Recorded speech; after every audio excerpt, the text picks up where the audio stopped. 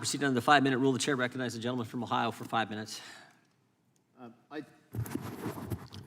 thank all of our witnesses. I thank the chairman for holding this meeting. Look, in my 8 years in Congress, I came in June of 2016, we've seen an unprecedented amount of weaponized government. We've seen it abused in every way imaginable. This isn't a new phenomenon, as Bastiat recognized when law and morality contradict each other. The citizen has the cruel alternative of either losing his moral sense or losing his respect for the law. Frankly, the radicals are counting on it. We've seen the IRS go after religious and conservative nonprofits, the ATF go after law-abiding gun collectors, pro-life grandmothers sent to prison for years for peaceful protests here in Washington, D.C., parents targeted for speaking up at school board meetings, fintech companies targeted and debanked because they pose a threat to the status quo. The list goes on.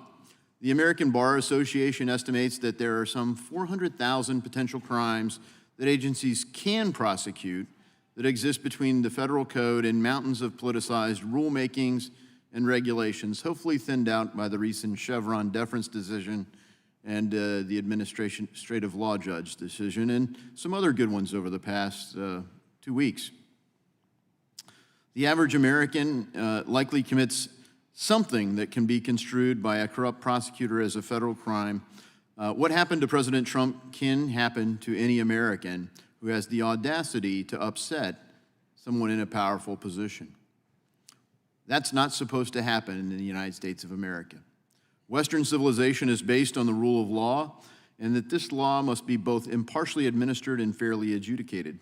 Kangaroo court spectacles, such as what we witnessed in New York, are fundamentally an attack on and perversion of the rule of law and its foundation in our society. The list of abuses to railroad President Trump is obscene and outrageous, but calling it that is an understatement. Let's be clear. Alvin Bragg campaigned openly on his persecution of President Trump. His was clearly a political act, and that is the only reason this case was designed and executed against the current administration's political enemy. Professor Smith, has there ever been a citizen not named Donald Trump that has been prosecuted with these same crimes anywhere in America? Well, it depends on what one considers the crime. For example, they'll say, well, lots of people are prosecuted for false records under New York law.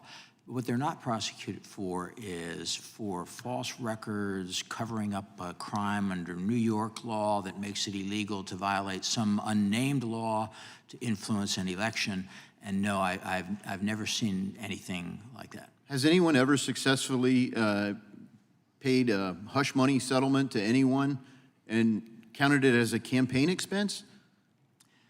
Well, not that I know of. And I think common sense would tell us that paying for a non-disclosure agreement or any kind of legal settlement is not, based on things done outside of office, like 10 years before you were a candidate, is not a campaign expense. And we wouldn't want it to be, because if you think about it, that would mean that candidates could use their campaign funds for exactly that kind of thing. It would be a horrible precedent. Right, yeah. Every day we see headlines coming out of New York City, illegal immigrants, all kinds of cases, and some of you in your opening statements highlighted how, Mr. Fahey highlighted in particular how Alvin Bragg ran on this progressive platform as a prosecutor.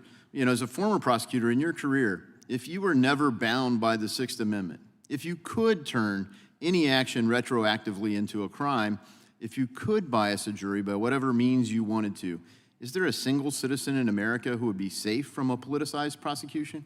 I don't really think so. If you really targeted someone and looked for a way to charge them, I don't want to say I mean, I'm sure there's some people that could not be, and theoretically, but there are so many people that would be vulnerable to being prosecuted if somebody is targeting them for political reasons or whatever reasons.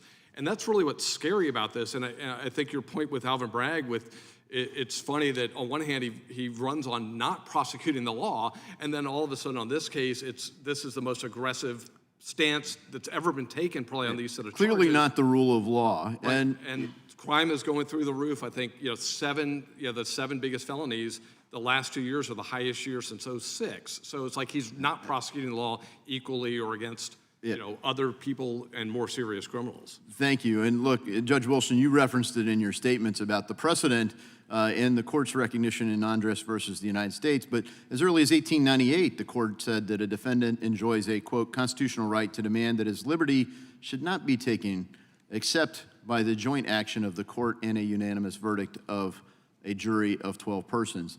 I thank Chairman Jordan for holding this vital hearing today. What we are witnessing is an unprecedented attack on the rule of law and a weaponization of our criminal justice system, and it's a shame. I yield back. Gentleman yields back. The gentleman from Massachusetts is recognized for 5 minutes. Thank you, Mr. Chairman, and thank you to the ranking member, and I appreciate the attendance of our witnesses this morning. I've served on the Oversight Committee here in Congress, which is the principal investigatory